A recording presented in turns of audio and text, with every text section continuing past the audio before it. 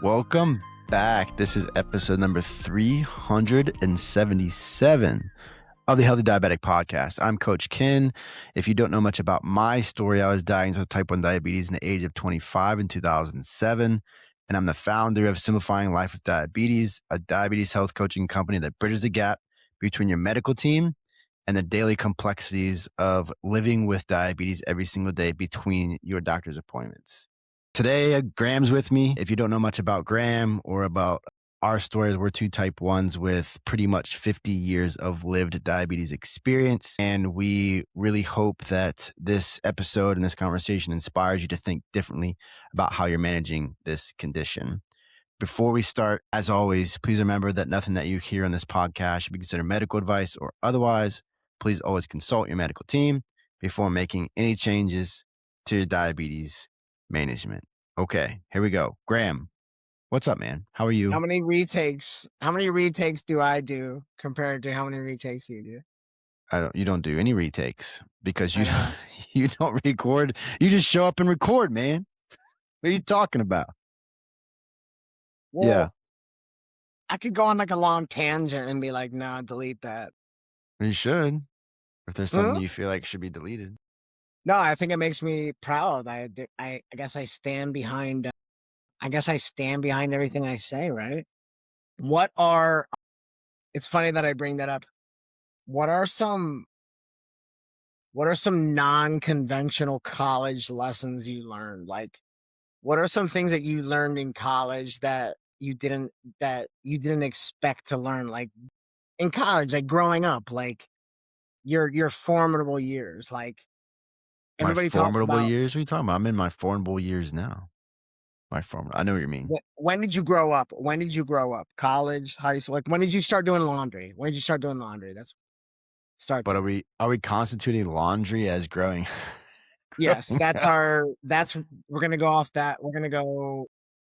Okay, We'll then start yes, there. it was college when I started doing my own laundry. Okay. So I'll go back to my question. What were some things that you remember learning like in your college, like in those peak years? Was there something unique to growing up that you remember learning? Not really. The biggest thing was doing everything myself, making my own decisions, having to get myself from place to place without anybody telling me to get up or anybody telling me to eat or anybody telling me to go do this or study or whatever it is. Just being an independent, functioning human being was the biggest thing. I learned that if you don't wash your sheets often enough, that's pretty gross habit. And Is this leading to somewhere? what? Is this leading to somewhere? No. I'm just thinking of the question that I asked you. Like, what was something like super unique that, I didn't appreciate how often you wash your sheets until I got to college and I started washing them. Okay, so speaking of growing up, you've had diabetes pretty much your whole entire life. You got to college. What was the biggest thing that you learned about your diabetes in college?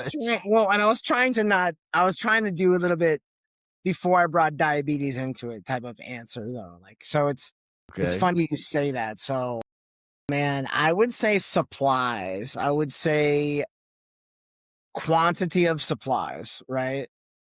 Like my idea has always been to have a drawer in a house that's just filled with shit. Like if you don't have a drawer, if you don't have a diabetes drawer filled with shit, then I guess that's not you're not familiar with. Well, but someone might have their diabetes stuff organized in a different way outside of just in their drawers. My point being, I don't know what it would like. I used to have all my supplies in a box, like the same box they actually came in. I understand what you're saying. Yes. Yeah. The analogy being diabetes is almost like a panic. It's almost like a panic disease where you never know you're going to need something. So you might as well have everything at all times. Right. Sure. Yes. You don't think so? Well, I think it's important to be organized and you know where your stuff is. But at the end of the day, like you get a whole supply of pump supplies. You get a whole supply of needles. You get a whole supply of CGM supplies, whatever it is, you're gonna know where the heck it is. It's not like you're losing them, not like you have them in 5 different places, right? So it's just, I think that I guess going back to your original question, I think the interesting thing to think about is the importance of organization, the importance of having things organized so you can get to it when you need it, right? I can't tell you how many, and I'll just even say for me, when I was first diagnosed, I didn't have any technology. I didn't have a CGM. I didn't have a pump. I had 2 pens. No, I'm sorry. I had 1 pen. I had a 70-30 split pen. I would lose that son of a gun all the time. All the time. I'd be like, where did I put it? Where did I put it? Did I put it back in the fridge? Did I put it in my bag? Did I put it somewhere?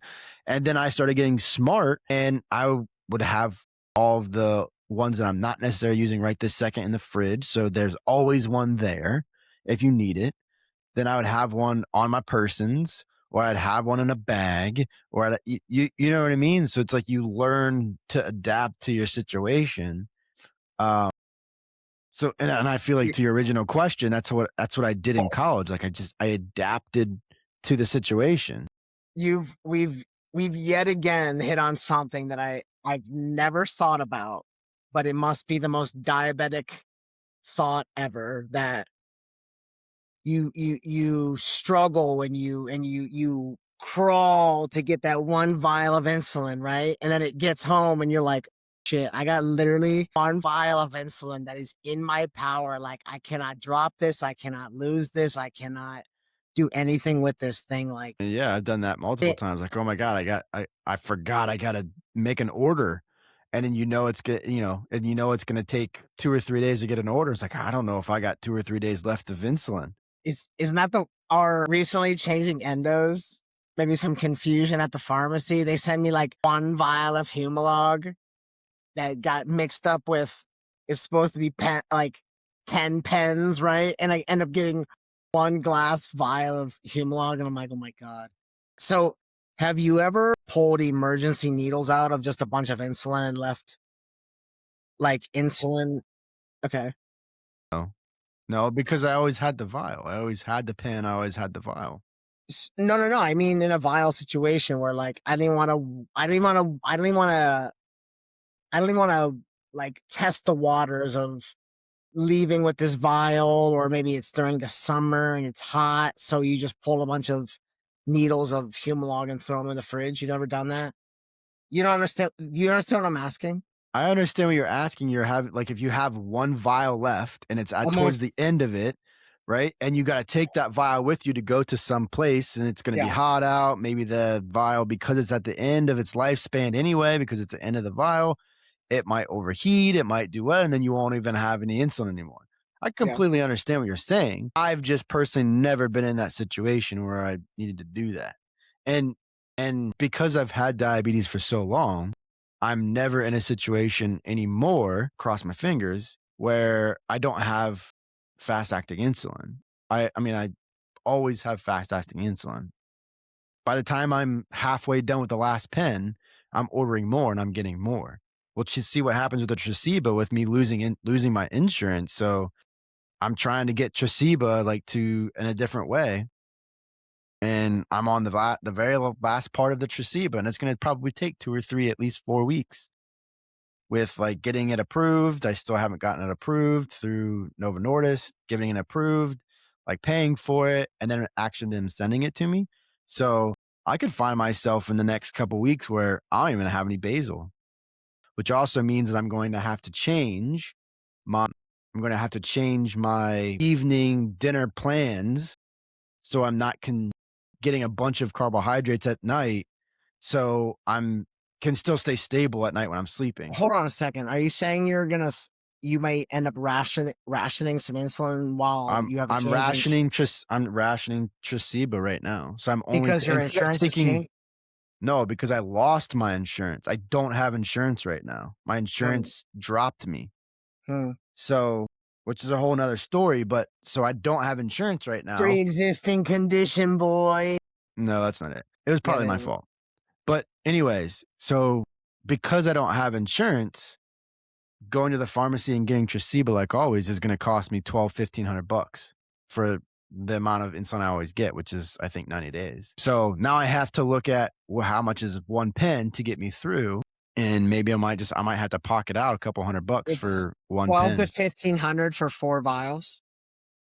for 4 vials. I don't get vials, I get the pens. For It's 4 about, I would say it's probably 12 to 1,500, maybe more, for a 90-day supply. I honestly don't know what the price is because I haven't looked. But I only looked at the price of the is 90-day supply 4 pens for you? no. Well, no, it's 3 pens. Well, I think I read recently the price of, 1 vial or 1 pen is about 3 it's in between 3 and 4 3 It to depends on where 500? you are. It depends on what state you're in. It Hmm, depends on what state you're in. really? Yeah. I just went to the pharmacy and got my fast acting Lemjev, and I had ended up having a discount code, but I still had to pay $162 for 30 days. $162 for 30 days. It's ridiculous. And I asked Yeah. them how much it would have been if I had to pay full price, and it was gonna be $1,500 for 30 days. Or, You know, well, maybe it might have been a little bit less than that. it's somewhat ironic that I started with the question that I did, because I think the system. I mean, in my opinion, I think the system was doing its job when I What was system? like, you that the way you you stand your parents' insurance and say you're 26 or this and that because like $25. when I was in college, this wasn't I was able to focus on being in college and being at the university and like I was certainly coming. I mean, I would come home for appointments, but that was an hour and a half, 2 hour drive. So I mean, twice, I even at a small school, the small school that I went to, if I had an issue, I could go down to the nurse's office or whatever, the nurse's building, the medical building, and they yeah, had sample vials of insulin that they would give me if for yeah. some reason I ran out. But I remember it being a pain in the butt, like having to make sure I order if I'm home, order some, make sure I have enough for, the next 3 to 6 months, and that was a pain in the butt. So, yeah, it was a big pain to try to navigate the distance from where you typically get your prescription, because even back then when I was in college, like, you had to get your prescription at one specific pharmacy. Yeah, Now my pharmacy, Walgreens, like, literally I can go anywhere in the country. I could be in California, I live in Ohio, I could be in yeah, California, I could literally go to the nearest pharmacy, order it in the app, and have it within the next 24 hours. yeah, So, that didn't used to be a thing. yeah. So, yeah, but yeah, it's an interesting thing. But now that we're talking about insulin, I had I something was I gonna wanted to ask say, you. Yeah, what's on I wanted to ask you this. yeah, There's there's a lot of things that are out there, I will say, with, you know, what do you actually have to do to have stable blood sugars, right? There's so many things mhm, that people do, people don't do. Everyone's got their own management system. Everyone uses different technology. Everyone uses different types of insulin. Everyone uses all of that stuff interchangeably together, like I do. I use basically 3 different insulins. But if you could pick two things that you feel are the most important for you and how you are able to keep your blood sugar stable. And remember, stable means not ups and downs, up and down, up and down, not having to correct all the time, not having a bunch of lows, stable. What are the 2 things that you think are the most important to you to keep your blood sugar stable? do you have I I always have to have a just to make sure I Yeah. understand what you're Yeah. asking. Did this come from somewhere where they have a list of things, or No. is This it came out of this question actually came out of my own brain. truly open-ended? Truly open-ended because I mean, everyone knows I'm a big component of stability. And with stability, you have to do all the things. You have to follow all 5 pillars, right? You have to be in alignment with all 5 pillars to have true stability, because true stability is not just blood sugars, but it's also a mental thing for you as well. Not dealing with a Yeah. bunch of emotions, not having diabetes fatigue, not being diabetes burnout, like understanding food, understanding all of it, right? And we all have different things that we do on to get to that point where we have stability. Whether it's you only have stability for 24 hours or whether it's you always have stability. Yeah. I I would have say I don't always have stability, but I would say I have stability 80% of the time. When you look at my CGM graph, and when we say stability, we're not saying that your time in range is my time in range is 80% all the time. So there's so many things that we have in our toolbox to use to help with blood sugar stability. so For me, I think there's one thing that should be in your toolbox that you pull from that should be one of the 2 most okay. important to you. So then Yeah, entertain I wanna hear you, let and then me I'll tell you what entertain I you think it is with you. let me entertain you and you Yeah, entertain me. yeah, As you asked that, I said I wanna force myself to give a different answer, something that we don't say often, but something that's genuine and sincere, and that's new, and you'll like this. I thought about this. Trial and error. okay. So one of yours is trial and error. Love it, 100%, bro. Like, love it, something that's love something it. that we don't talk about, and I was actually as I love talking with you because I actually write them down. I'll just write Yeah, T&E. I'll write T&E as I talk about it. yeah, trial and error, I love You that. know, it's funny, it happened today, I was at the dentist, and as I was in the waiting room, I tested my blood sugar, and I was like I came from the gym, and I was like, 230, right? My blood sugar, and I was like, that's off from the morning, I'll take a correction." So I took 2 units, right? An hour and a half later, I'm still at the dentist. I'm in the chair getting that scratchy ass racket on your teeth. Everybody knows that feeling that gives you chills down your body. That you know what I'm saying? That Mhm. your lower teeth, the inside of your lower teeth, and they start scratching. And I'm like, oh man, I'm low. Like I'm low. Like that hit me. That correction hit me. So I kind of like let them do their thing. I'm not gonna lie, it was somewhat of a long appointment. But I was like, I kind of made it up like, all right, cool. Like, I got to get the F out of here. Like, if we can kind of wrap this thing up, go out to my car, test my blood sugar again. I'm 267. Mm. Wow, so So you weren't low. hold on. But doctors work me up, being in a doctor's office, going to the dentist, the emotion. So that's a perfect example, of like the trial and errors. Like in that moment, I did say, there's a damn good chance considering I went to the gym, took a correction, and it's been almost 2 hours since that correction. I was like, there's a 95% chance my blood sugar is low. I was wrong. I was wrong because it was a trial and error moment, right? Of like, again, I'm not big on doctors. Nobody likes going to the dentist. And you put that in the back of your head. That's like it's like a big thing with diabetes, right? It's like you put that lesson in the back of your head, but the other thing I always think is trust and verify, right? I'll put that as my second even. Okay. I didn't think that would be your second, okay. All But right, yeah, so I get it. T&E, and then T and V, right? Trust and verify. Like Trust and verify, and then what was the first one? I said, the first is T&E, trial Trial and and error.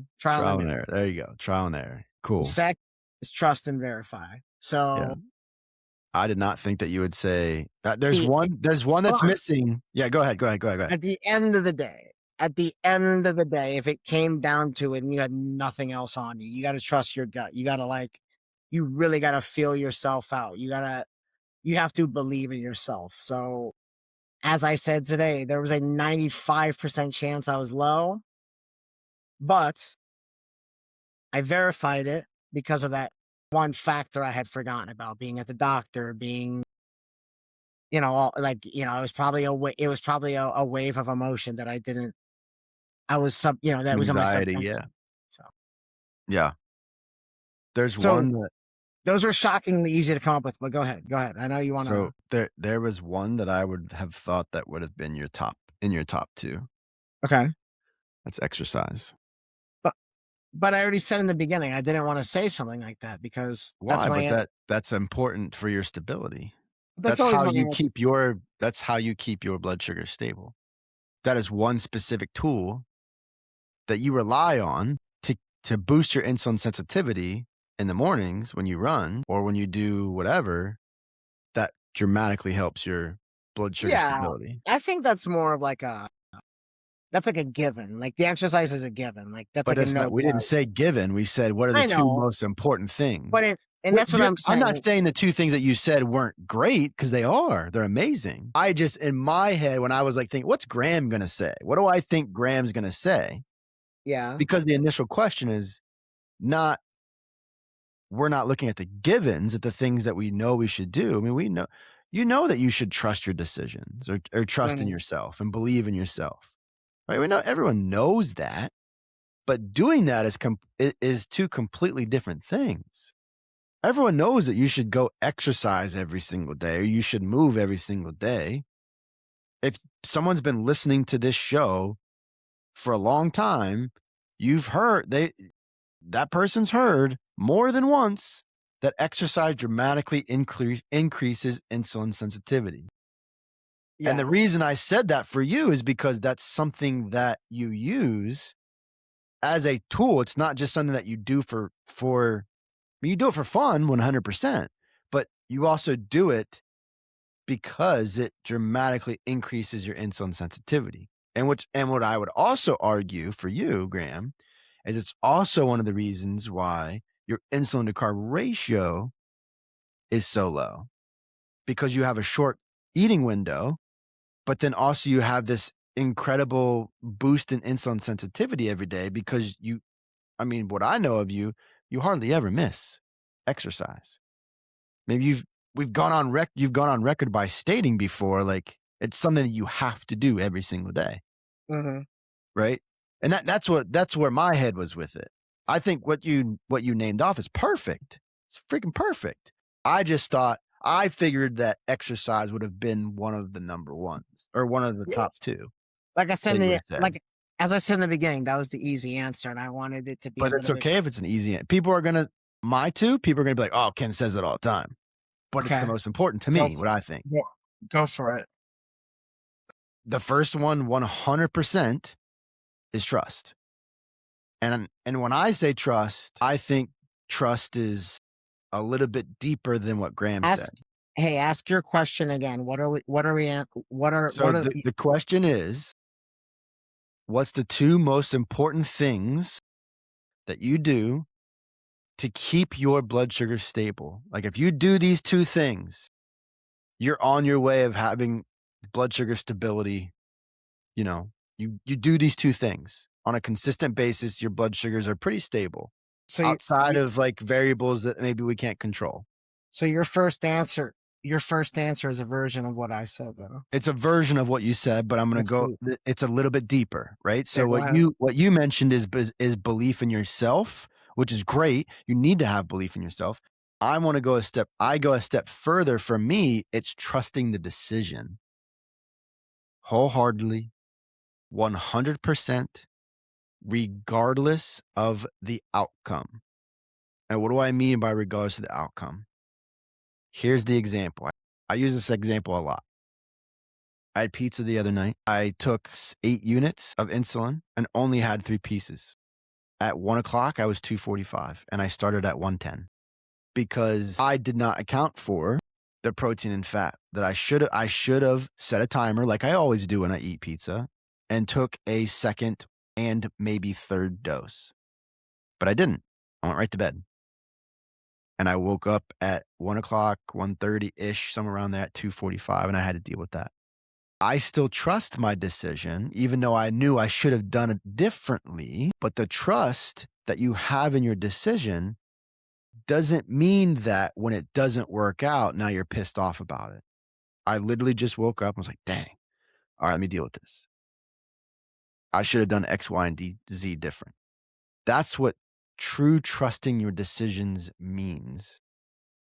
So many people don't understand that. They tell me all the time, yeah, I trust my decisions. I make a decision and I do it. I'm like, but then they're pissed off when it doesn't work, or then they don't understand why it didn't work and it worked yesterday. I was like, well, that's diabetes. The difference is like how you respond to that decision. That's the most important piece to this. Just to play devil's advocate, how Yes. often are you getting it wrong?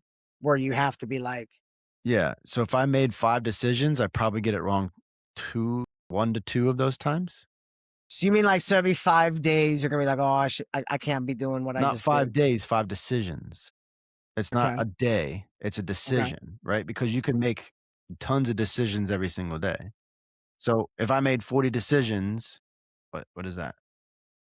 I don't even know what the math is on that. I probably missed 10, maybe 12, Eight maybe 10 eight of them. eight 8 to times 10. 5 is 40. Yeah.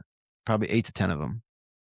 I might miss for whatever reason, right? So, but I never look back. I literally make the decision and I walk away and I go about my life. That's what people are missing. They're questioning decision, questioning it, questioning it, questioning it, questioning it, questioning it. I gotta check my phone in the next 20 minutes, make sure it's actually working. I gotta do this. No, like put boundaries around your life. If you're still learning how to dose for that specific food, okay, that's a different, okay. Okay. If it's something that you constantly always eat and you've nailed it before and you know exactly how to nail it, take your dose and walk away. That's what I mean by trust. It goes a little bit deeper, but I I I guess that's like an easier said than done because I just gave my 100%. It is I gave my 100% easier said than example. done. I gave my example of like, well, I went to the gym, now I'm at the doctor's office. I took a correction only being at 230. I'm like, of course I'm low. Like as I keep saying, I there was a 95% chance that I was low, and But you didn't distrust that situation and was like, had all this anxiety about it.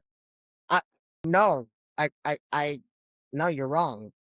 You just made a comment where like you're so flustered by the one thing, like you would have not gotten me to break anything in my life until I tested my blood sugar and verified where I was. But like I was one track mind because I'm like, everything I'm doing is worse because I feel bad because I'm low. Now keep in mind, if you're following what I'm saying, I'm not low. I'm just convinced myself in my head that I'm low, Yeah, but and that happens. everything now is shitty. I can't drive. I can't like, I got to rush home to get on a call with Ken. Like all of that is now delayed because I'm low, but I will verify that, as I said, like But trust and that's verify. yeah, but that's when that's different than what I'm saying. That's completely different what I'm saying because you're not trusting what's actually happening in the moment because of a feeling, because you have a specific feeling. I'm talking about dosing for something and not having anxiety about that decision for the next 2 hours because you're not 100% sure how it's gonna end up.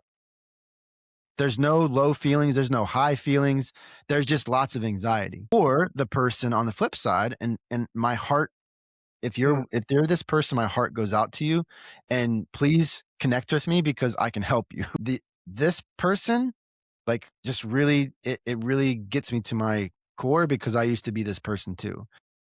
So, or you're the person who has so much fear of lows that you don't even take enough insulin, right? You're so mm, afraid of the symptom, or you're so afraid of the feeling and the symptoms of low that you might need 4 units, but you take 2.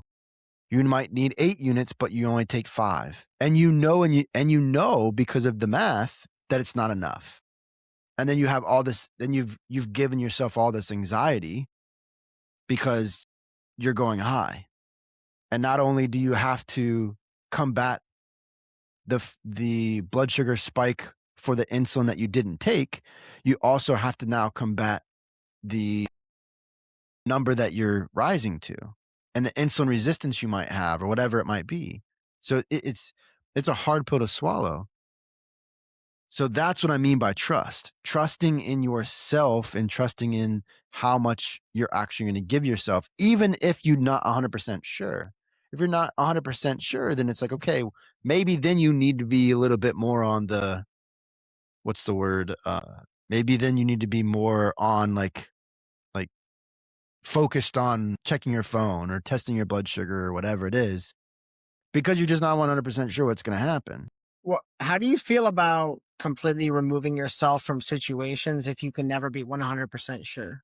Well, you might not ever be 100% Hold on, sure. It's hold not on, about being 100% sure. It's about the hold belief and the trust in on. yourself.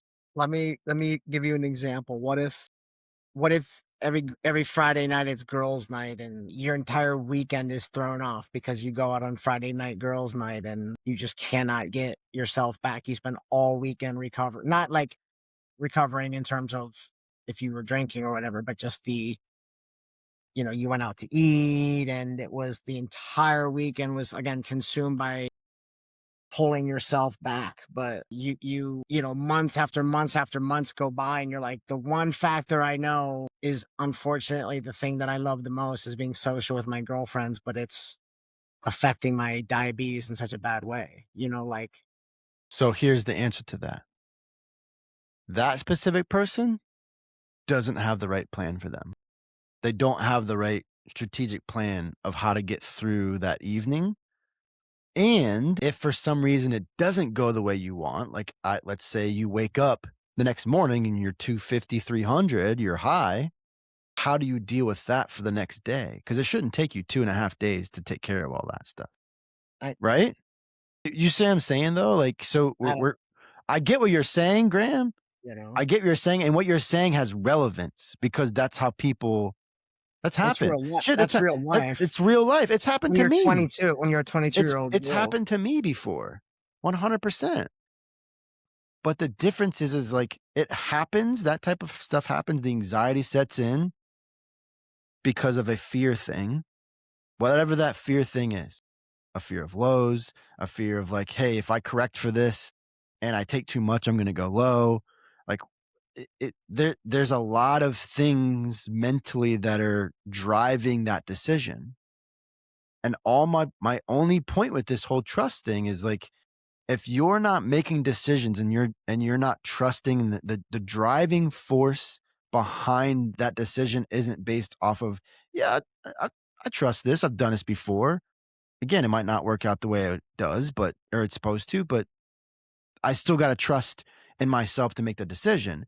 Because as soon as you don't, as soon as you stop distrusting yourself in making that decision, what's going to happen? Now the fear comes in. Now, this is probably too much. This is not enough. I got to take more. I got to take less. Maybe I should take a little bit and go for a walk, which might be the right strategy for you. Right. So as soon as you start introducing distrust, and distrust is a driving force in you making diabetes decisions or even decisions in life, now anxiety comes in, now fear comes in, and now you're screwed. Now making that decision the next time becomes harder, and the next time it becomes harder, and then the next time it becomes harder. That's it. Trust is a huge component. And you're not going to trust yourself 100%. That's not what we're saying. What we're saying is being able to make a decision and not have tons and tons and tons of anxiety behind the result or outcome of that decision. However long you get to that, right? 2, 3 hours, whatever it is. That's what I mean by trusting the decisions. Yeah. Sometimes I laugh that I look at diabetes as like the final means where you look at diabetes as like the beginning. What do you If that mean? makes That doesn't like make sense to me. I What do you look mean? at diabetes as a band-aid after the cut has happened, where you kind of look at diabetes as like as the cut's starting to bleed, like how do we cut it off? Like, and it's a very interesting take. A perfect example is pre-bolusing versus me eating at the end of the meal. I let things happen and then I react to them, as opposed to you are very preemptive. Because preemptive works for me. I Reacting know, doesn't yeah, work no, I for know. me. Sure, Right. So, sure, sure. and again, right, you're talking about two specific management styles, right? So everyone Yeah, that's listening, Grant will give you some context because I think this is important context. Graham sometimes makes his decisions in a reactive manner always does. because of the way he lives his life and because of the way he's chose to build a management style that works for him, but that works for him. If I just reacted to everything, I would constantly be chasing the roller coaster Yeah. all the freaking time. Yeah. So reacting for me doesn't work. Yeah. And I will argue, I have not met many people, and I've talked to a lot of diabetics, type 1 diabetics in the world through the podcast, through message, like through everything that I do.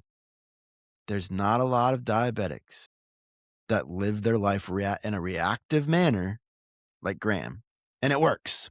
There's a lot of people that live that way, but not a lot of people that live like that, and it works for them, right? So Graham's a unique individual like that. And I would say sometimes for Graham it doesn't work either, but a lot of times it does. So it's just that distinction is important, that we're not all the same, and you have to figure out what works for you. And I really truly believe that once you can figure that out, whew, again, we're not talking perfection. We're not talking 100% of the time. We're talking 70, 80% of the time, preferably close to 80. I do. That's what we want. That's blood I sugar laugh. stability. I laugh like we say like what's a good way to bring in a non-diabetic and like kind of maybe say something to them that's like an analogy for diabetes or how you take care of it. And I always think how massive a difference there is between like 2 units and 3 units when it comes to a correction.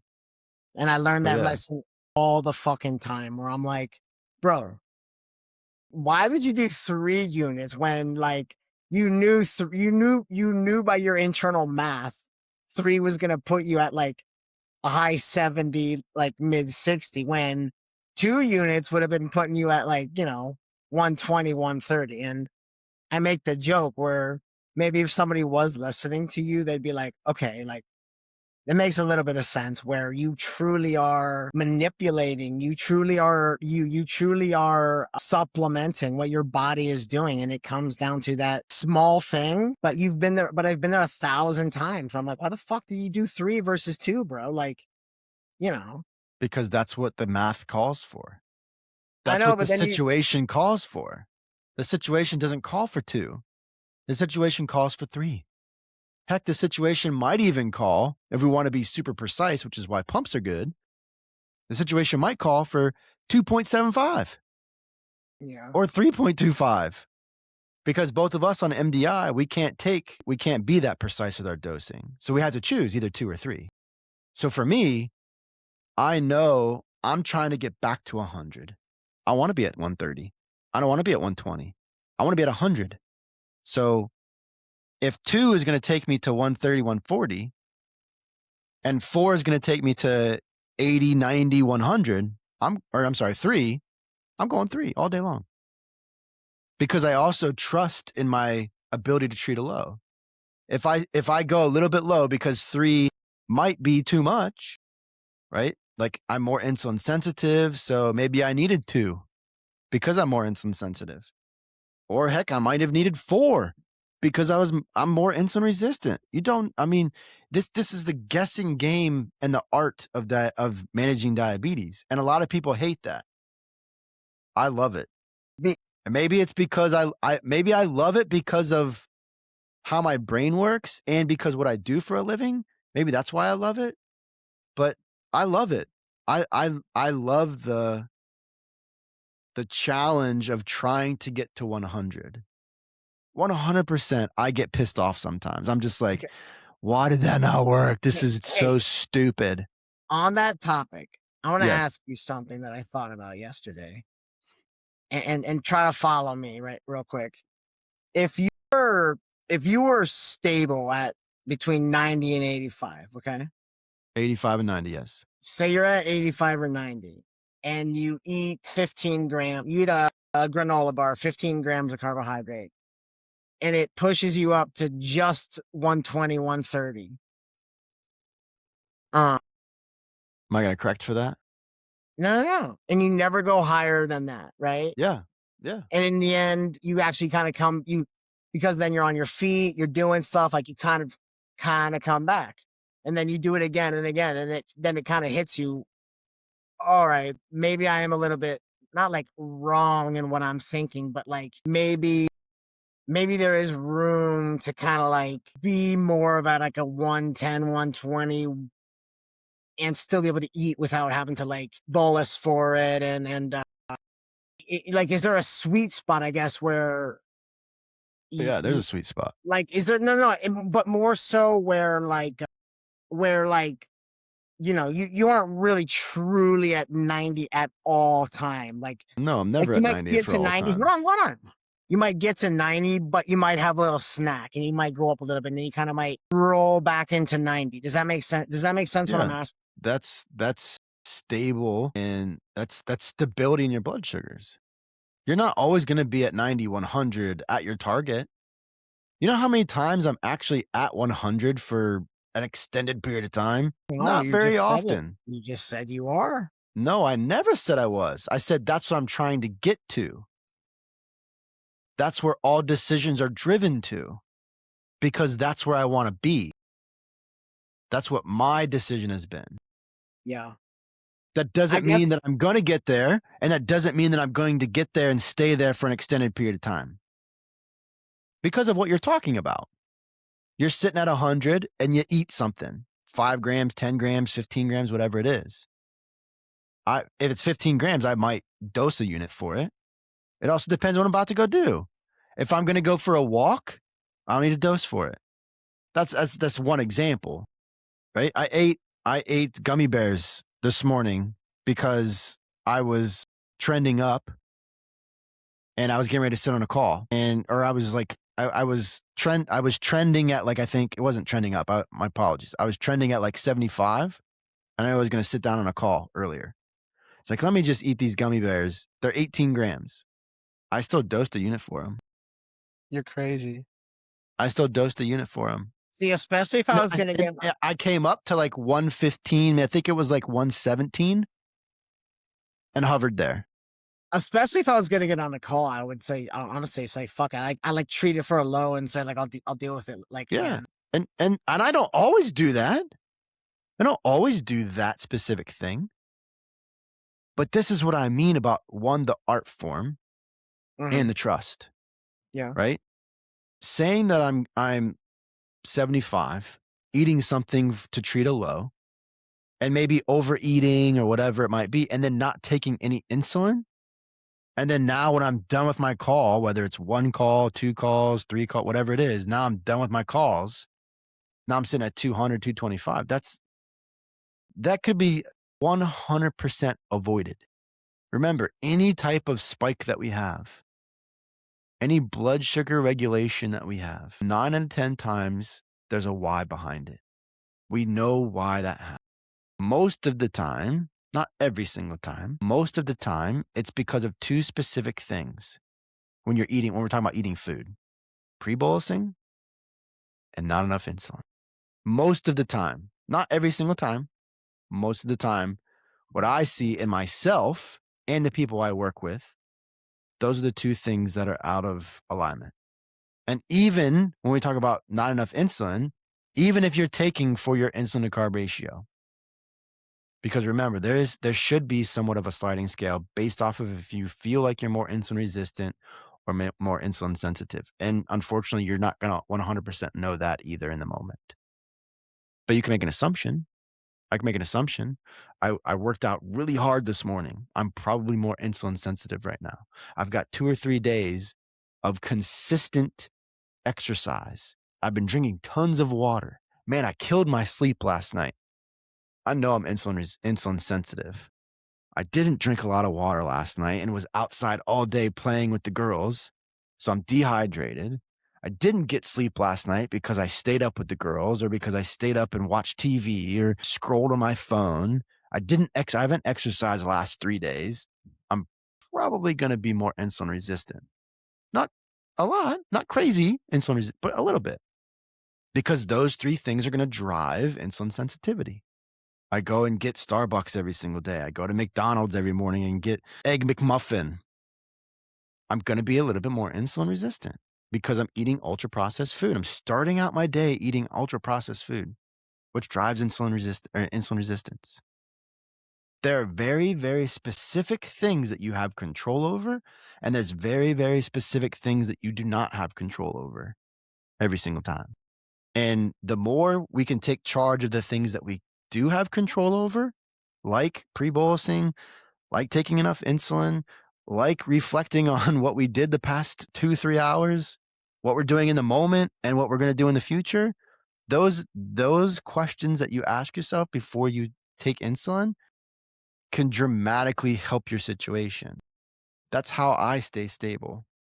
Now, the last thing before I forget, because I didn't say my second I thing that I didn't thought was forget. the most I didn't the forget. most important, right? Which I've already talked about it, right? So the first one was trust, and we talked about why trusting your diabetes decisions, I think is probably one of the most important things that you're doing. The second one for me is understanding what and how, and maybe you can throw manipulate in there as well, how you can be more insulin sensitive more than not. It's not sexy. You It's not you mean it's hard to put action or it's hard to do and put action into it all the time. But I just talked about trusting the decisions, and I also talked a lot about insulin sensitivity and what drives it. So knowing what drives insulin sensitivity, which is going to make every decision way easier because my insulin to carb ratio is going to be on point, or it might need to be a little adjusted because I'm more insulin sensitive, right? So if I know those two things, I trust all my decisions so I don't have massive anxiety that just pops up because of the decision I'm making. And I'm driving insulin sensitivity. That's going to dramatically impact my blood sugar stability because it increases my ability to have blood sugar stability. Because I did two things, all the other decisions, all the other things are going to go into both of those concepts. all right, real quick, when you say drive insulin sensitivity, do you mean you're doing you're doing different things? You're doing different things? I understand what drives my personal insulin sensitivity the most, right? Exercise is one, getting enough sleep, hydration, right? And lowering your stress levels. Those are the four big things that are going to help drive insulin sensitivity because we know high cortisol levels of people that are really stressed out. And I deal with that so much. It's really hard to eliminate that or to that my lower my stress levels because I'm so stressed out about so many things outside of diabetes. So knowing that if I can do things for myself that are going to reduce my stress, play basketball is one of my big hobbies I love to do. It really helps with my emotions and helps with my stress levels. If I can do things that really help my stress levels, I'm going to be on the high end of the win game here. If I exercise or move in some fashion, burn some calories, sweat a little bit, work within the four quadrants of exercise, pulling from the four quadrants of exercise, if I'm doing that every single day, I'm driving insulin sensitivity and compounded over time. It is crazy. It's Hey, crazy. you said Yeah. coach. You said coach, right? Coach? Coach basketball because you're not tall No, enough to get. play basketball myself. I thought, but you're not tall enough to get on the court, so they just let you coach. Very funny. No, play basketball. Hey, how often do you congratulate yourself for like a well Mm, night's rest?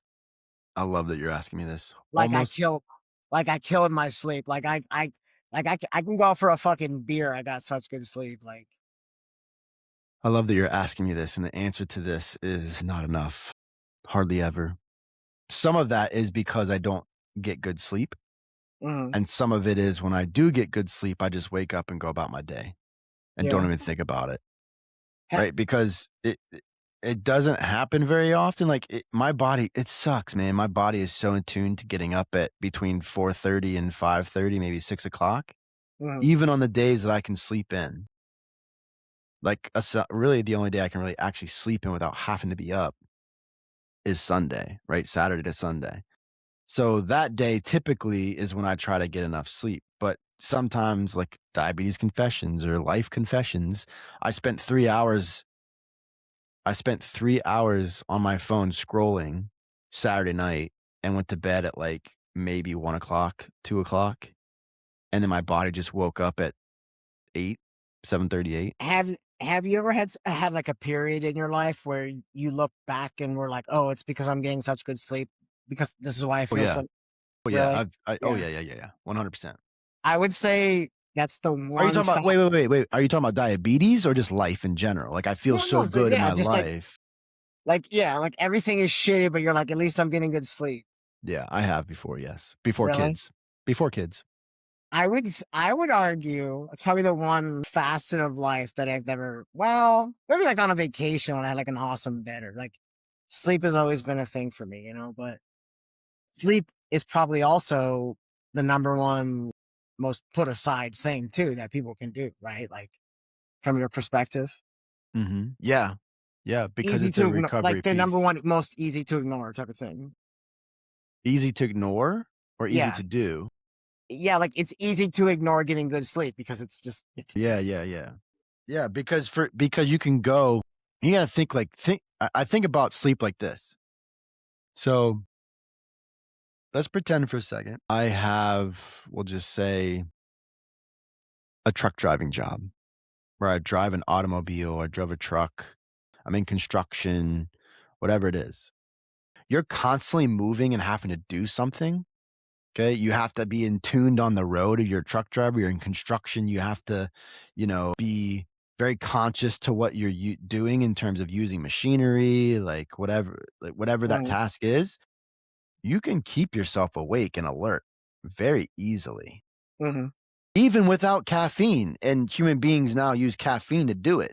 Even without So stimulation, well, yeah, without I would say without caffeine. Okay. Stimulations are probably the better word to use, yes, Yeah. without Yeah, yeah. stimulation, okay, but it's caffeine, let's be honest, what we're using to keep ourselves alert and awake, but so that person can go days, months, probably even years with shitty sleep Uh-huh. and not even really notice it. Uh-huh. It's people like us who maybe sit behind desks, like work on the computer all day, like have meetings that at a specific, I don't know about you, but at a specific time, 7:30, 8 o'clock, like my internal compass is like it's time to shut everything off because you trying to force now to get more stuff done is not working. And then Mhm. I'll go upstairs, I'll eat some food, and then literally I will pass out. Mhm. That could be at 8 o'clock, could be 8:30, could be 9, it could be 9:30, it could be 10. Like, the time frame of the internal clock working is between 7 and 8. That's when my body starts shutting down, but, like, I've been on deadlines with the podcast, deadlines with the new newsletter, working till 10, just trying to keep my eyes open, trying to, like, plug away to finish, and it's just like, it's freaking hard because my body is starting to shut down 2 hours ago. This sounds like a dumb question. I'll end on this. If you had 12 hours alone to yourself, you had a hotel room, nobody's gonna bother you. Could you guarantee yourself good sleep? Oh, heck yeah. Yeah. See, 100%. I'm like, it's a hit or miss for me, man. It's like, Because I'll just stay in bed and fall back to for me, I'll just stay in bed and fall back to sleep. Like, here's the example. yeah, Sunday, yeah. we had to get up and do something. Forget where we were going. But we had to get up as a family and do something. And I literally woke up at 8 o'clock and didn't go to bed till 1, maybe even 1:30. I woke Mhm. up at 8 o'clock and I just got up. I could have sat there and got way more. I could have slept till 10, but I got up. It was amazing. I didn't get enough sleep, but I went for a run. Took my weights outside, did a 20-minute weight workout. So I got my exercise in right in the morning, boosted my insulin sensitivity, right? Got home basically when the girls were waking up. So now my stress levels are decreasing because I'm with the girls and they dramatically decrease my stress levels. I got food right away. So now I'm getting energy for the day, right? And like I didn't pick up the computer for a while, so I didn't have a bunch of stress, and I have to get a bunch of stress. So I dramatically increased my insulin sensitivity that morning, but didn't get all the sleep that I needed. But I still felt like $1,000,000. So yeah, How you could much in do it, but it's gonna catch up to you. It catches up to me every week. By Friday, I'm done for. By 5 o'clock Friday, I shouldn't have any meetings after 5 o'clock on Friday because I am done for. yeah. How much enjoyment do you get from a good shit? What?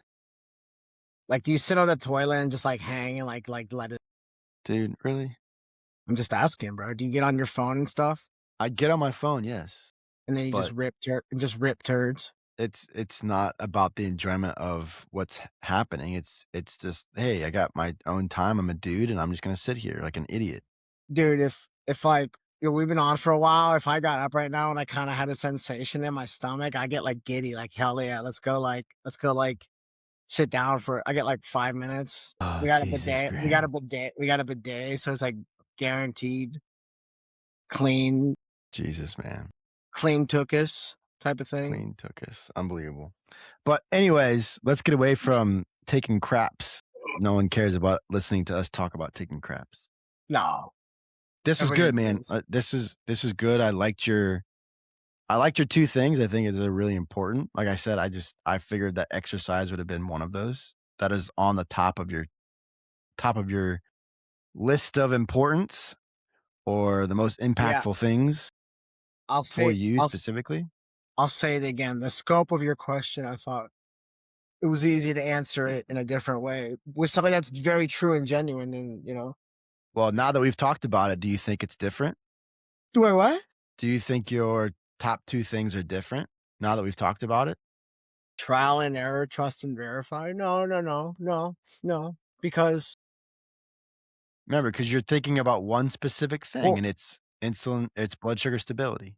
this is what and you just hit the nail on the head. I'm thinking about. What you're not thinking about is 10, 20, 30 years are gonna pass, and you're gonna look back, and you're gonna say, like, "Hey, did I do it right?" And in my opinion, if you're not, trial and erroring, if you're not learning how to trust yourself, if you're not learning how to fuck up, like, you're not doing it right, So, like, those lessons and then those lessons, they build on each other, or you build confidence, or you build almost like something that you said, like, you kinda build like a coat of armor, like, "Fuck it, like, what's the worst I could like, it is what it is then."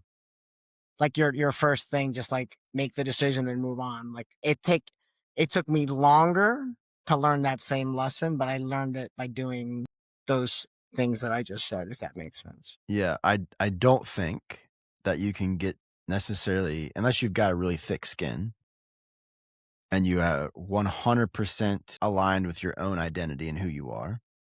I don't think that you can get to a fully trusting in your diabetes decisions unless you're experimenting and failing Mhm, and learning, and mhm, I just don't know if you can, mhm, right? You mm, have you have to experiment, and you have to be okay with what comes along with that, good or bad.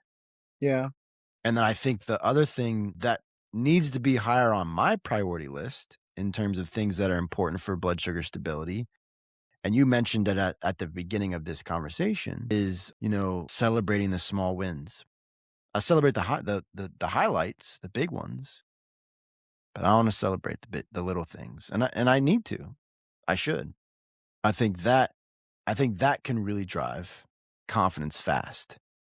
Once yeah, hit something out of the again, park, you hit some the decision, you did something that was really positive in your diabetes, and it was a small little thing, small little decision. Th those compounded over time, I feel are gonna because they happen more often than the big ones too.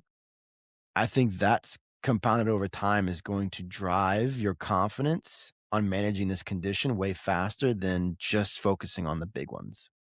and but think about it, your subconscious being remembers those things, so it'll attribute an emotion to an action, But you know, s you're getting a smaller dopamine hit. than you are on the big ones. Think about all of the big decisions that you've made in your life and the impact that those decisions have had on your life, i.e., one of them being you know, asking your wife to marry you. That's a big thing, freaking decision that is a big impactful thing on your life. Mhm. As is like, you know, me breaking up with a girlfriend that I had for a month that wasn't working out, that was going to be benefited my life because now I'm not tied down to this person that's so controlling. That's a small thing. It had a big impact on on that individual's life, Yeah. but it was a small thing.